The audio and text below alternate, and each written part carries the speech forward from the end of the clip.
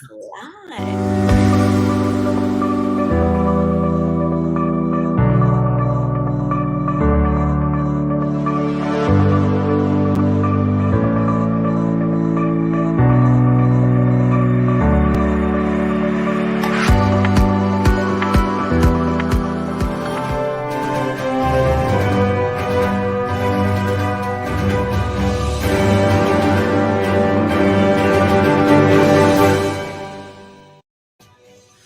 everyone, it's Will and James, and this is our recap for Amazing Race 34, Episode 1, the premiere. And we are so excited because we have some very special guests joining us today. All right, as you know, as we posted on social media, we have very special guests joining us today, so let's welcome them. Aastha Nina. Hey y'all. Hello. Hey y'all. I love your graphics. It's so professional. I know. Thank you. We thought we'd really go all out for the two of you. Stop it. That's a lie. Yeah, it was great. I love it. I know that we did an exit interview with y'all. So if anyone who wants to watch that, we do a little bit more of an overview and like how they prepared for the race, what their casting journey was like for the race. So definitely make sure to check that out. But we figured we'd invite them back to do a more in-depth deep dive of the premiere and about their experience on this season of the race. Love that. What y'all think of the premiere? Did y'all like it? Overall, I liked it a lot. I didn't know how I was gonna like the scramble. It was because it was so different. I didn't know if I would like it, but I did like it. Yeah, like I think before it started, I was so gung-ho for it. I was like, yes, the scramble. I'm so excited. And I was like, I don't know how I feel about it. And then even watching it's kind of obviously a scramble. Watching, it's hard to keep track of where everyone is in terms of placements. But I think if I were racing the scramble, and I can't wait to hear more about y'all's thoughts, if I were racing it, I think it would add a little bit more pressure, not knowing where you are in the placement. I think we always found a level of comfort getting to a clue box, or at least knowing when you are in the lead. It kind of gives you a little bit more of an ease. Where something like this, you don't really have that comfort. And then knowing that there's no non-eliminations either, I think that's even more added stress. So I think it just makes it more, I don't know, exciting. For the viewer, not for the racer. No, for the racer, it sucked. I mean, it was just like when you get to a clue box and you see a bunch of different envelopes and you don't know how many people have passed through, you don't know how many people have yet to do it, so you're just like so anxious at every clue box. Yeah, no, I feel like you saw that throughout the episode too. Everybody kept mentioning, I have no idea where anybody is, and I think that was our same feeling the entire way. No clue whatsoever. Yeah, and we're so used to a certain format for this race, right? It's been like that for 33 years, right? And so the scramble really messed with us because we prepared so much for this format, and then our brain was like, cannot compute what's going on. Like it really scrambled our brains. Oh, absolutely. Well, especially because right from the start, Phil already is teasing that this is going to be a season of first, but of course you don't want to be last. And one of those, I didn't understand one of those first being, of course, the scramble for this first leg of the race. You get to choose the order in which you want to complete the tasks before the pit stop. Another being no non-eliminations. And Aastha, I know that you're a huge fan. You've been watching for quite a while now. When you hear Phil say those words, what's going through your mind about no non-eliminations, which I feel like has been a staple for the show for so long? Yeah, I mean, to be honest, I wanted to pull a Runa Natalia the whole season, you know what I mean? And just like not get eliminated. That was my strategy going in. But you know what's so funny is that he told us all of this new information maybe 3 or 4 minutes before he said go. And so imagine coming on the starting line, learning everyone's stories for the first time, and then learning all these new rules, and then within like 3 or 4 minutes you're going, right? So you don't even have time to comprehend what's going on. So you're just like, okay, all right, let's just go. So I'm curious to take a step back. Like when y'all go to Munich, like what was that whole process of like getting there? Because usually the starting line is in the US. Mhm. How was that? Like, how did you all get to Munich? Did you all see each other when you were on your way to Munich? What was that process? Yeah, and I don't know how much we're allowed to talk. We're still trying to figure out the boundaries of our NDA. Like James Yeah. know how intense I am with contracts. but I get it. yeah, but the one thing I think to note is, which I think is public information, the charter is something that Yes. came back for this season. So we did ride the charter out to Munich. We didn't know where we were going. I think that's probably public information too, because I believe we had Phil did an no interview. idea. Yeah, so he was here just doing an interview at the front of the plane while all of us are in the background. I was like, where are we going? I have no idea. So I think the entire time we were on this plane, we did this pit stop in somewhere to get gas, and we have no idea where we're going. We only just like estimated based on the amount of time that we were going. And then nobody was allowed to talk to each other.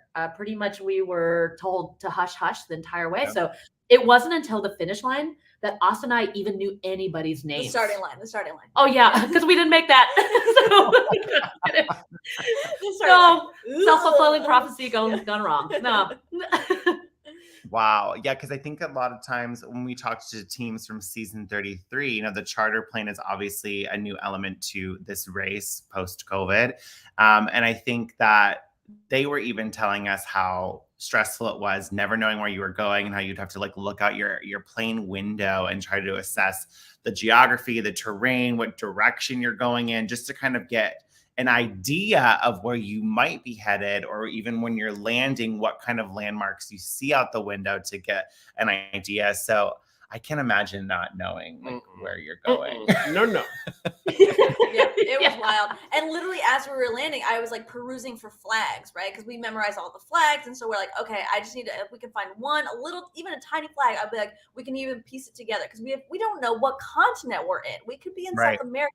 We can be like in Hawaii. We don't know where we're going, right? And so, so I saw the little German flag, and I was like, "Oh God, we're here, we're in Germany." And then we pieced it together. I think we pieced it together really fast. Yeah, but at the same time, you're like, "Oh, knowing where we are 10 minutes before all the other teams wasn't really an advantage." Do either of you speak German? Oh, so we have a couple German friends who taught us a bunch of phrases, actually. So one of the phrases that I learned was "Du fahrst wie meine Oma," which is I memorized that line, and it basically means you drive like my grandma. Useless. So I used it in the car. They didn't put this in the edit, but I just kept saying it to all the drivers. As I was going. There's no taxis in this season, right? So like, why would you even need to have that phrase? I was like, "Du fahrst wie meine Oma." You know, I just kept saying it. You know? Useless. Anytime that Nina was driving, you could have said it. I know. I could have said it. But she was driving, so of course she's talking to herself, and it's just useless. That's all the German that we do. That was it. Yeah. That's funny. One thing I really did also love about this premiere, or at least the start of your race, was before you even got to the starting line, you got to have this like fun little excursion like a roller coaster on what would be like Splash Mountain at Disney. What was that portion of this like? I mean, to me, that sets the tone of what Amazing Race is about to be like. Oh, it was so cool. Well, one, so I think leading up to the race, you weren't sure what day you would start. So you weren't sure if like, oh, is this the beginning? Like, is this, am I all on a water raft and am I going to push everybody aside just so I can get to the pit stop before everybody else? Like, we had no idea. Like we weren't sure if we were racing that day. They didn't let us talk to each other, and they didn't we didn't know what was happening actually. So they're like, just go on this raft, have a good time. And we're like, what's going on? Yeah. Can you imagine just getting on this giant raft, like not knowing what it is or where you're going, because you have no context into what it is. So then it starts moving and you start, oh, this is cool. But then it starts like moving down a ramp and then you splash and then I got my feet all wet. We're going to die. Okay. All right. That's going to happen today. So it's like a lot of thoughts processing in your head. But that was pretty much like an hour. It was like an hour ride. It was pretty fun actually. Really? So we ended up starting that day. It was very long. We went through all of Germany. It was crazy. Yeah. No, we didn't go through all of Germany. An hour ride? Yeah, it was wild. Whoa. It literally looks like you're on it for 30 seconds. Literally. You just went downhill for the throw. Oh no. Yeah. Our shoes were soaked. Were you allowed to talk to the other teams while you were riding the ride? Yes. Yes. Yes. But by that point, because everything had been so silent the entire time, the small talk there, and especially since all of us were coming from the pandemic, we had no idea how to start conversations. We were just like, so what do you do? You like stuff? You know, we didn't know how to socialize because of the pandemic. So like we were still trying to figure it out. Yeah.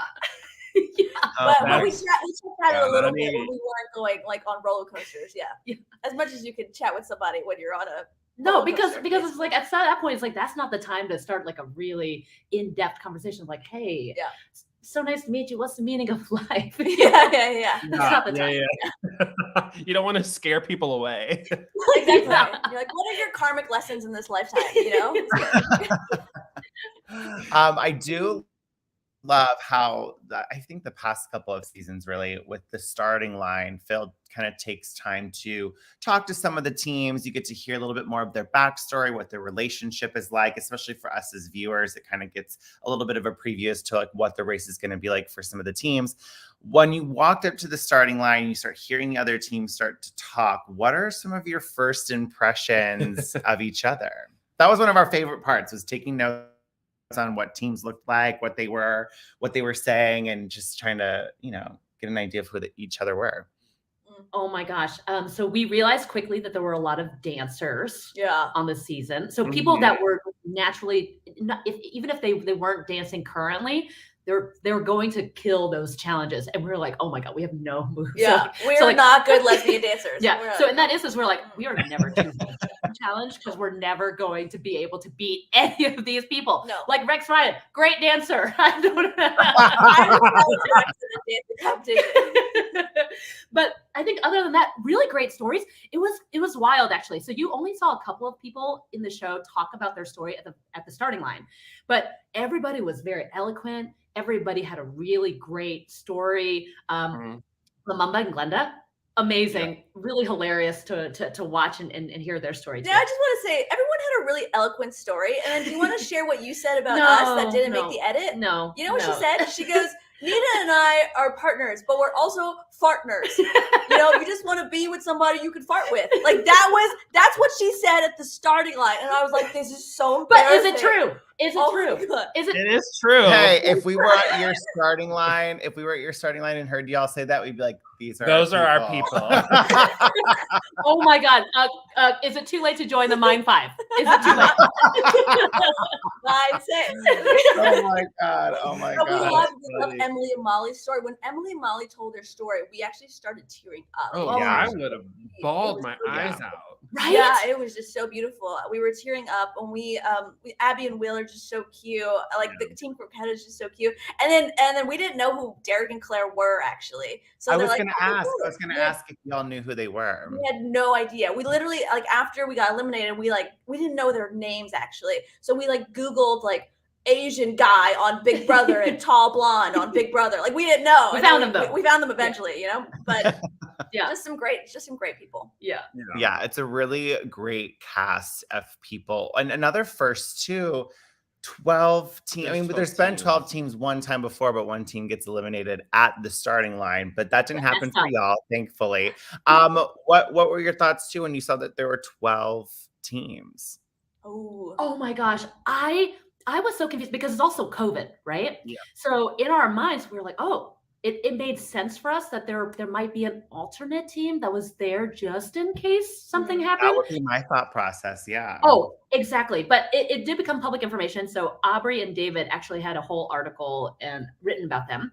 Yeah. They were the alternates for the season. So when whatever happened, right, where the people before them had to depart and they replaced them, we were like, oh, there's something else amiss. There's no way that you would replace that team unless that is needed, right? Yeah. So in that instance, we were just like, we don't know what's happening. Yeah. And that was definitely our very first trip to speculating what could be. Yeah.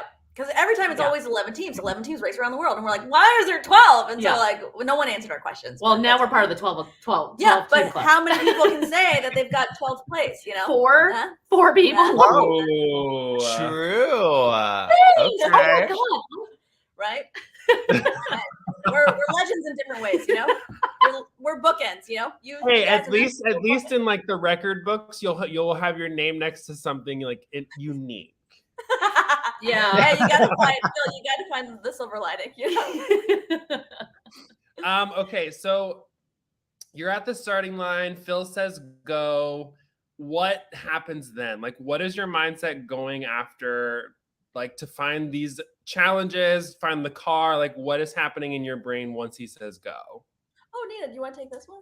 Oh, yeah, I mean, come on now, everybody. not bitter. Everybody saw it. I'm not bitter. Okay, so till this day, Aastha are like, oh, we're the furthest away from our backpacks. That must be the reason why we were last. But no, that was not. No, so when we got out, so the cars were actually right there, right behind, I think near the backpacks. So we all started running. Everybody started getting their clue. We ran to the cars, and because we were at the palace, I believe there were a lot of tourists that were around. So most of everybody went around and tried to find people to help them identify the places on the map.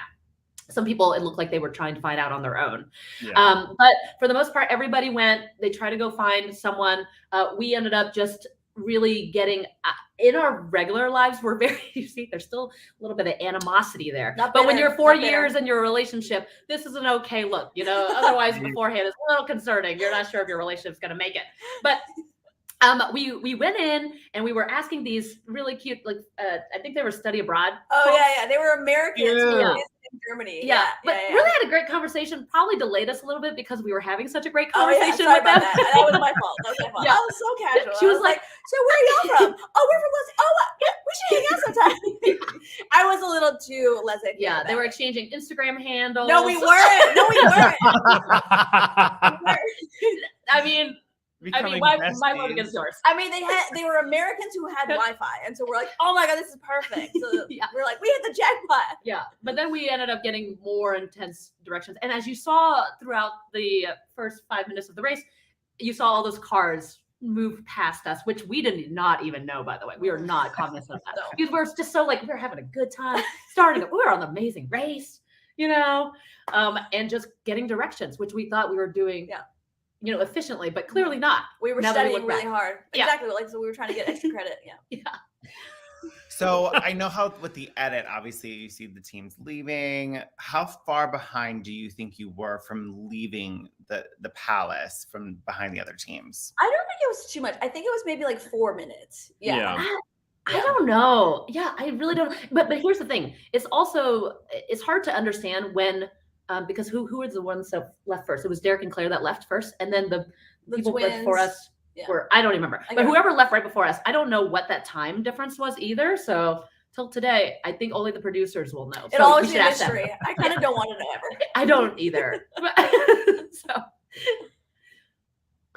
So how long did it take to get from each of the challenge locations? Like going from your car to the first challenge, how long did that drive take?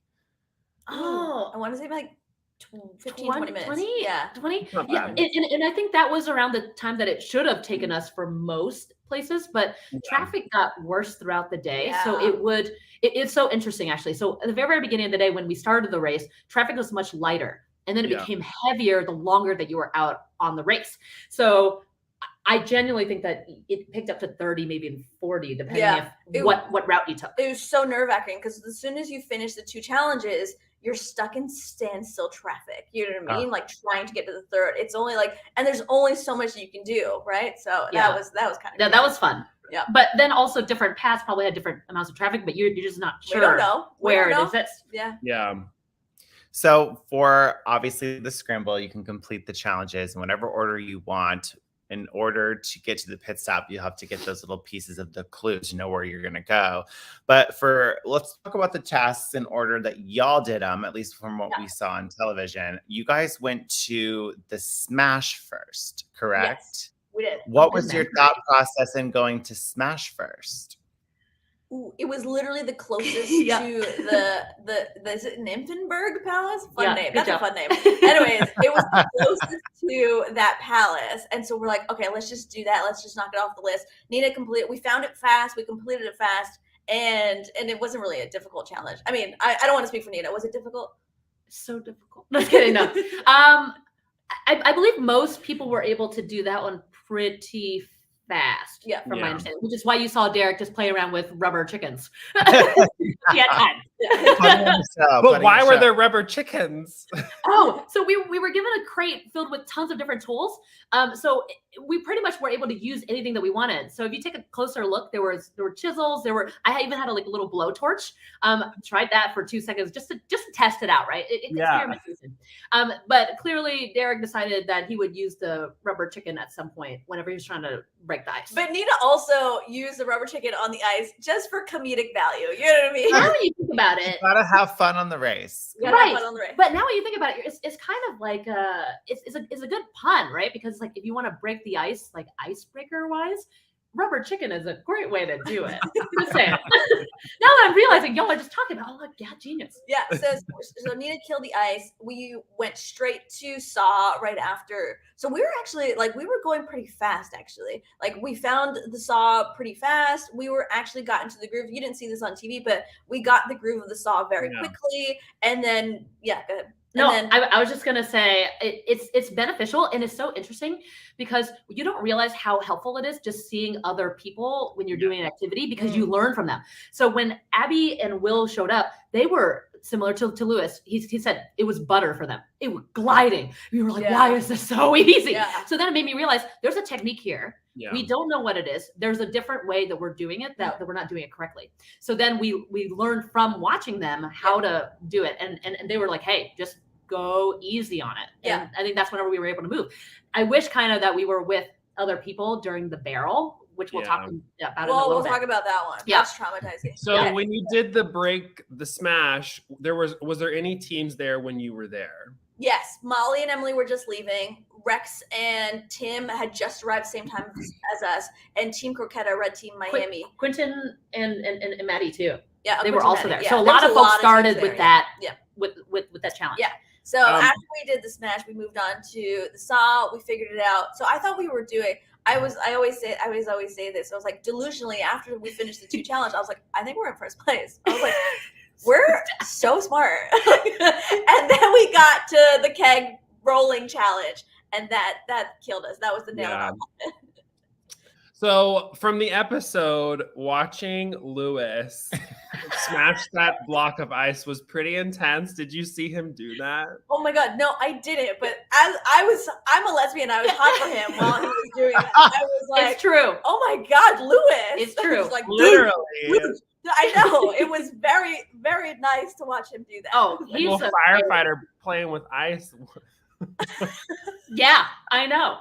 We were so into it. I was like, Lewis, you should start an OnlyFans. We would. Oh my God. It's nice. Oh my God. I love that. Did you, since we're talking about the Roblox still, did you have a strategy? I know for us going into it, we thought we would alternate roadblocks just to make sure we kept within the rule. But did you have a strategy when it came to roadblocks and what your approach would be? Oh, yes. Okay, so Nina is the carpenter lesbian, okay? She's really good at building things. She's really good with her hands.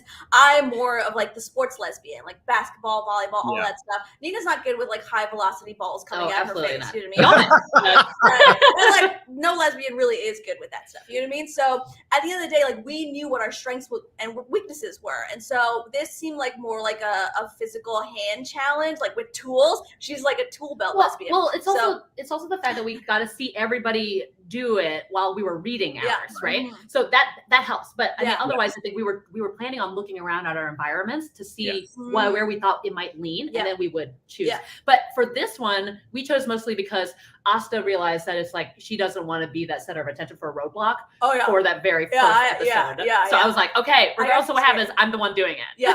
I think for the first one, we were like, Nina's going to do it no matter what, because I was scared. Ours was who wants to steal the show? And I was like, well, you can do it just because that pressure, I don't even know if I was ready for it, especially Yeah. as a super fan. It's like, I don't want that pressure now, I just in know. case something bad happens. Yeah. I would Yeah. never be able to live with myself. Oh, I absolutely. agree. I agree, James. It was probably an America's Next Top Model challenge that ended up, going into. I mean, Who Wants to Steal the Show? Perfect segue for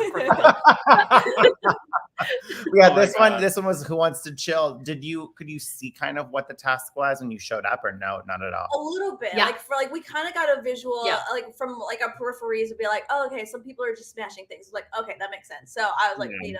if you saw like they showed this in the edit there, we didn't even decide. I was like, Nina's gonna do it. Yeah. Like, we didn't even have a conversation about it. 0. I was like, yeah, Nina's gonna do it. Yep. Before we even knew what it was, to be honest. Yeah. Yeah. Asta was like, I'm out. Bye. Bye. So after the smashing of the ice, like you mentioned, you ended up going to Saw, which is at the Sea House Beer Garden. You guys had to do a 2-man saw to saw completely through the log to the beat of the Bavarian music in order to receive the next puzzle piece for the pit stop. How long do you think it took you to complete this task? Ooh. Maybe 20 minutes. Yeah. And it actually helped when Abby and Will showed up, right? Like maybe 5 minutes after 3 us. minutes they did it. Yeah, they did it so fast. And like we have a nickname for them. What's our nickname? Game of Thrones, Yeah. because Oh Daenerys my God. Targaryen Yeah. and Jon Snow. Yeah. Like look at them again and with those names, and you'll know. Yeah. So we Yeah. call them Team Game of Thrones. And we're like, Game of Thrones, look at how Game of Thrones is doing it. And then so we saw their technique, and we actually, like, because of their technique, we passed a couple people in the saw, which was great. Yeah, Lewis and Michelle were also there. Yep. Seeing them struggle in Oh, real they life were was struggling. hilarious. Yeah. Like at some point, that saw was literally like 45 degrees through that log, and he was just like, Literally watching them do it, I was like, okay, it's clearly not working, sir. Let's like redo it. I think it's that like over excitement to be doing Yeah. the race finally. And like you can tell just from, I mean, I've spoken with them previously, but also just like seeing how much preparation that went into the race for that team. Like Lewis and Michelle, like we're so excited to be there that I think that over excitement, especially at this task, might have Yeah. been kind of like what held them up a little Yeah. bit. Yeah. But with Abby and Will, it was funny. I saw Lewis post on his Insta story cutting through butter, just Butter. slicing it through Yeah. and then tag them. So now I'm getting the reference more and more with this Game Yeah. of Thrones. Like they really did beast mode that log. So for the technique, what was the better technique for cutting the log? Ooh. so. I wish I was really a carpentry lesbian, like Asta said, because otherwise I think I would have actually really got this flow down right away. But so with sawing, and I don't know if y'all have ever sawed anything in your life, but it really is just gliding and slowly trimming away at the wood, because if you give any force down, it'll get caught. Right. Yeah. So like the blade will literally just enter it into the wood, and then it'll freeze you up, which is why sometimes you'll see people trying to push, and that's not the right way to do it. Yeah. So you should pull, have your partner pull, and then get into the rhythm of the music, surprisingly. Yeah, and I'll take some fault here because I kept making wood Oh jokes. my God. Like I kept making like a lot of wood jokes. They didn't put it in the edit, and I was like, me and Nina haven't been around wood in like 15 The years. entire time. She'll Yeah. come out and be like, and I'm like, now's not the time for wood jokes, Asta. Come on, focus. And then they were leaving, and she's like, hey, look, they were like leaving so fast. And we was like, don't pay attention to them. Pay attention to the log. Focus. Yeah, so they didn't keep my wood joke in the edit because it's a family show. But I put it in my. I had a series of elimination Instagram reels that Yeah. have all of my Asta really not safe loves. for work jokes. Yeah. She really loves male genitalia jokes, by the way. So I I love don't know if I can say the word. That's not my brand. I don't know if I can say the P word on your podcast, but male penis. oh my God, Will. but oh my God, where was I getting? We were fostering dogs for quite some time, and she was like adamant on getting a dachshund because she was like, wouldn't it be hilarious if we had a wiener dog and being two lesbians? And we're like, no, it's not. But here we are. FYI, we actually do foster for Dachshund Rescue Los Angeles because we think it's Cute. weird. And also we love dachshunds. Yeah. Yeah. You're gonna inspire him to want to foster. We just tried to, and then they were like, "Oh, never mind. We don't need any fosters." And I was like, "Well, that's Yeah. I'll look you up. I'll look you up. Dachshund Rescue needs fosters. If you're okay with wiener dogs. I We just our dog is sleeping right here on the floor, and I'm like, she needs a friend. She needs somebody to play with. Got it. Love it. I'm sorry. Did we answer your question about the saw? Yes, you did. Because I mean, it's been many years since I've done any like cutting. Like I did it with my dad as a kid. And all that I remember is like don't push and like just do smaller movements. Like that was like my what he taught me. So I was like watching Lewis do it. He was literally doing from end to end of the saw, and I was like, oh boo boo, that's not it. Oh, boo-boo. That is not how to do it. Oh boo boo. Oh boo boo. You're right. It's true. No. Now, when you're at the tasks, did teams talk about like how many tasks that they had done, or is it really kind of everyone just focused on themselves? Oh my God. It was happening so fast. Yeah. That literally you only had time to say hello if you were nice or goodbye. You know what I mean? Like it was happening so fast. Nobody was like, hey, so how many have you done? Like it was literally like chaotic actually. Oh, I believe that. Yeah, I feel like most of the socializing time that y'all probably have during a regular year of race probably comes down to roadblocks, right?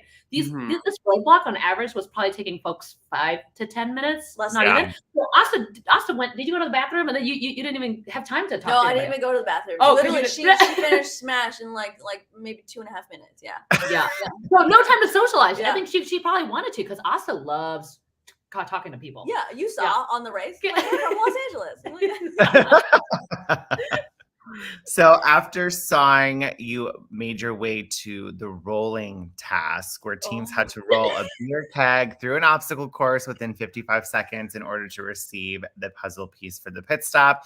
If teams were unsuccessful, they had to wait out a 2-minute penalty before even making another attempt. Yeah. You know, some teams like Derek and Claire, like they made this look so easy. Well, I'm going to say that 55 seconds is pretty quick. That's not a long time to go all the way there and back. In our premiere episode, we did the steel drums. We rolled steel drums down a street. So like, I think I have a little bit of a, it was triggering. Like not triggering. Well, you flipped no, but over like I your have barrel. the concept of like how heavy those things are and how like challenging it is to roll them. And well, we should start a support group, actually. Yeah, I think this will be good. Yeah. But yeah, 55 seconds is not a long time. And then to go through the obstacle course, that's really challenging. And here's sorry, go ahead. No. I was just going to ask, like, what was your kind of strategy going into rolling the keg? Oh, we were trying to do as fast as possible. And literally for 3 times straight, we hit 56 seconds. 56 seconds, 56 seconds, and then 55.5 seconds. And so it was literally just like that just killed us because those 2 minutes, I wish there wasn't. I will say like the hard part about that challenge too is also not just the physicality, is losing control of your barrel. So you literally had to find this middle ground of going fast enough but not losing control of it because you saw it go into other lanes, and then at that point you're losing time. So I think that was something also difficult too. It's just like you can go fast, but you have to have a lot of good dexterity to be able to navigate those hay bales. Which, man, freaking Derek, I did not know he was so good at freaking rolling kegs. It was also ours, like because it was like read your clue, like number one rule of the Amazing Race, read your clue. It was like you just needed the barrel to go over the line. And then clever, by the way, which Quentin got. Quentin is genius in my book because at the very end, when he fell, he pushed it across the line. Yeah. If I would have, oh my gosh, I just thought back. I was like, man, if I would have just done that the first time, just go, give it my shot. So that was the fatal error that just killed us. And we were so prepared for this race. And so but here's the thing, right? I think it's all destiny at the end of the day, wherever you're meant to be.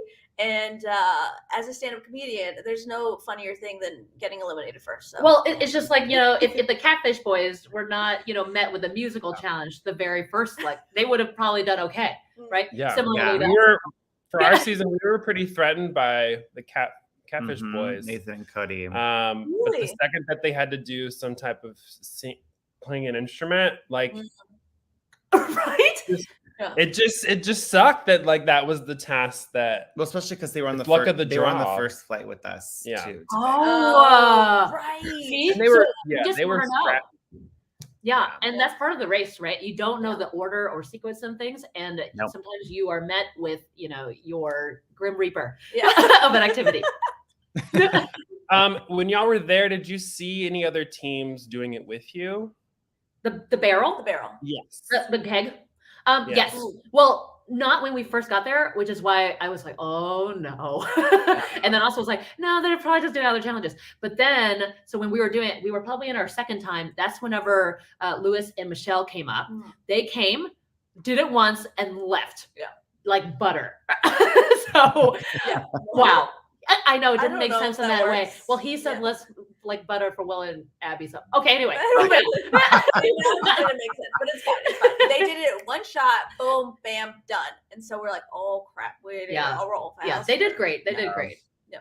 Yeah, I didn't even think about with the scramble, running the race and showing up to a task and being the only team there, like what that would do with my psyche. Oh my I would God. start to think, oh my God, we're last, or do we do something wrong? So seeing another team come in would be, that would kind of be like a nice breath of fresh air. Oh, 100%. Yeah. And I will say, James, I think also at the very beginning, when we didn't have other teams, I feel as if when you have other teams that you're competing with, there's almost something that in your bodily response, you're probably moving a lot faster because you're seeing where people are landing. But we weren't sure. I think I was probably not taking as many risks as I could with losing control of the keg. Yeah. And maybe I would have moved faster if I had 4 other people that I was competing with. The You never know. whole scramble really messes with your psyche because you're so used to a certain format of knowing where people are. You're like, if someone passes you, you know that person's ahead of you. You have to catch up. So your body works harder. You mentally work harder. With the scramble, it's just so difficult to like force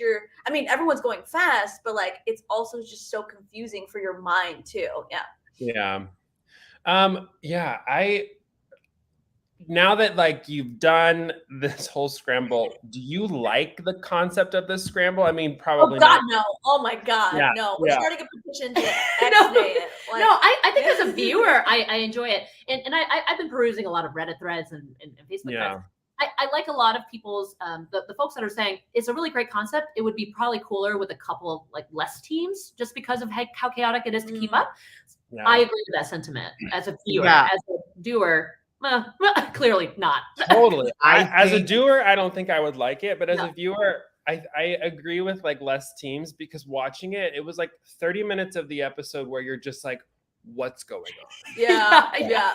Like who's in first place? And then they had that graphic of like these teams have completed 2 tasks and these teams have completed 1. But I'm like, what? I don't. And I do think with Amazing Race, there is a level of adaptability you have to have as a racer. And I think doing something like this from the jump as a racer, you can't really find your groove right off the bat. You can't find like what works for you and what doesn't work for you as a team. And then I also think as a viewer for the premiere episode, it's really hard to pick up on what team's strengths and weaknesses are for a format that you're not used to. So I do agree. I think it would be fun to see this type of thing be like a halfway point staple now, where it's like you should already kind of have found your groove by that point in the race. Yeah. You should already know how to work together as a team. Now let's see how well you are at being adaptable. Sure. Which is sure there's a level of luck in with the race and a level of skill that comes with it too, but adaptability is something that is also a key component to the show. And I think a halfway point, throw it at the teams, see who really can overcome it, and that would make it a lot more interesting. Yeah, and to your point, James, like halfway through the show, the viewer also knows the personalities of all the contestants. They know their strengths and weaknesses. So like introducing 12 teams and the scramble is like hard for the viewer to comprehend. You know what I mean? Like it's just hard to absorb. Yeah. And if there's a team that's like completely steamrolling the show, like let's think like back to earlier seasons, like Dave and Rachel had so many first place finishes. Nick and Star had so many first place finishes. If the scramble was thrown in and a dominant team who was so confident gets completely derailed and that's ultimately their downfall, then that changes what the rest of the race is going to look like. Yes. More at stake there that makes it a lot more exciting. I think there's a lot of potential with this scramble and I do like it and I would like to see it come back, but I think where the placement of that twist is and the overall route is important. The one thing that I'll say about it is that like in the race, every twist has had like some travel name, like yield, intersection, detour, road, like all of it's very like travel-y. And then there's scramble. So Yeah, the I'm not a writers huge- were like hungry. I think they were thinking about literally eggs. like I'm gonna have some scrambled eggs. Like I'm not a huge fan of what they called it. I feel like you could have come up with something that is a little more related to the race. I think the second name that they were thinking was Twisty Loopy Loo. And I mean, that didn't, no, I'm joking. They don't. I mean, let's be real. I was like, what? Yeah. Breakfast buffet is a very travel word. So it could have been. Everyone, we're gonna do the continental breakfast. Oh my God. And then continental, Ooh, that's good. entendre. Okay. We'll find rewriters next season. Oh my So gosh. for the pit stop, it seemed, and I think from just reading different interviews or seeing Q&As that some of the teams have done of the first episode, it seems like the placements were very close. It seemed like a lot of people kind of just checked in within 5 minutes of each other. So we have Derek and Claire, Glenda and Lumumba, Quentin and Maddie, Linton and Shariq, and Emily and Molly placing in the top 5. Got Marcus and Phil 6th, Tim and Rex 7th, Abby and Will 8th, Rich and Dom 9th. And then I would say between Lewis and Michelle, Aubrey and David, and y'all, it seemed like it really could have gone any sort of way. How far behind, I know you said this in your exit interview, but it is a common question I see online. How far behind, again, were you from Aubrey and David? 3 minutes. Not 6 minutes, just 3 minutes. Oh, 3 well, minutes. I put up my fingers. You put up yours. So Okay. you put up 2 and I'll put up 1. 3 minutes. 3. And it had haunted us for the first So, 48 hours after we got Yeah, eliminated. in that, well, one, from my understanding, so whenever we were, crying after the race, once we were done processing and grieving, right?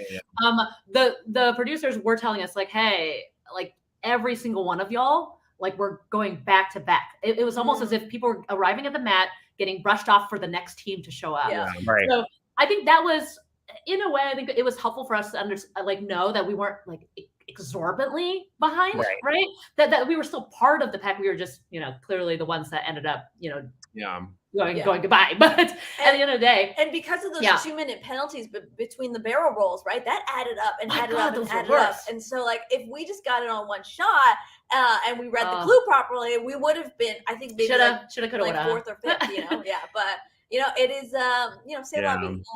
You live, you learn. I mean, the 2-minute penalties to me feels like they shouldn't have existed. Yeah, I'm curious to know. Tell me more, Will. I'm curious, Because- why? so- why they do them? So I just don't like when physical challenges require like you have to have penalties because you never know the physicality of any team. Not saying that y'all aren't physical, but when you have a team like Lewis, who is literally a firefighter and like honestly super hyper, like he's obviously going to be able to do it quicker than probably most of the other teams, which allows Michelle to have a little bit more leeway to get through. So I think that because there's so much variation that like, same thing for the ice block. There was no penalty if you didn't do it in this time. Like there shouldn't have been like a 2-minute penalty so that you could just keep going back and forth, back and forth. My thought process for that, why they did it is because there were only 4 lanes. So if another team came, that's where they were like, okay, we have to do a penalty so that there's space for the other teams to do it. But it didn't ever happen. There was never 4 teams doing that challenge. So I don't know. I don't like the 2-minute penalty, especially when you're doing something that requires just like, I don't know, the physicality of something. Will, I just have to agree with you 100%. You're preaching to the choir. Well, clearly. I think it would make sense if the people on the sidelines who are cheering you on and shouting and screaming, like if there was a reason for that. Because I know with the detour when in Kazakhstan, when we had to do the stunts, and then Leo and Alana, Hung and Chi and Haley and Kaylin did the Genghis Khan, the spy one. They had to break so the actors could reset. So you have to factor that time in. It wasn't. It was kind of a penalty in some aspects to wait that time out. But that makes sense because there's other Yeah. people involved with that task that obviously have to get resituated. For this, I didn't see that. Like it didn't Or really. they should have had one lane where like you do it, and then if you Yes. like don't one do lane it, you and have then to go it's to the back end of back. the line. Yes, that would make more sense. Oh, I like that. Yeah, that's it. That Yeah. would have been great. Come on now, guys. Why didn't you design this?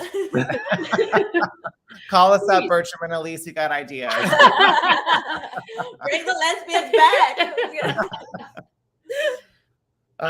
So how long was this day from Phil saying go until checking into the pit stop? About how long was your Ooh, was less the than course? 3 hours. Yeah, Was less than 3 hours. That's It's pretty less than fast. Yeah, maybe 2.5, something like that. Yeah. That's Yeah, pretty I fast. Mm-hmm. I guess very so. fast, Yeah, it was a very, very fast day. Yeah. Which is why I think a lot of people are asking is like, why is the premiere like 1 hour, then the secondary episode 1.5? Who knows? We don't know. We don't know. Definitely, we don't know. There. We weren't there. We weren't invited. But I think we're good sports about it. I mean, I think like our exit interviews and stuff, like that's just how we are. Like we're luckily, I have a really good partner who can see the bright side of things really quickly, and that's Same. just literally just who we are. And so we grieved for 48 hours, and then We did grieve. We booked a flight to Bolivia and Peru. Nobody talks a lot about, by the way, it's like your first 24 hours Yes. following elimination or whatever. Right? Yeah. Clearly, y'all wouldn't. You all wouldn't know. Y'all wouldn't know.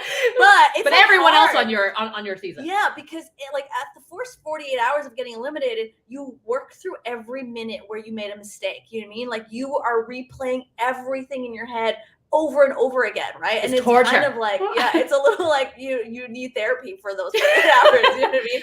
But then after that, I think we were good. We were like, hey, this is the funniest way that it could have ended. Yeah. I mean, like, I think for y'all, I think you definitely stood out. I think you're very memorable. Like, you definitely made an impact.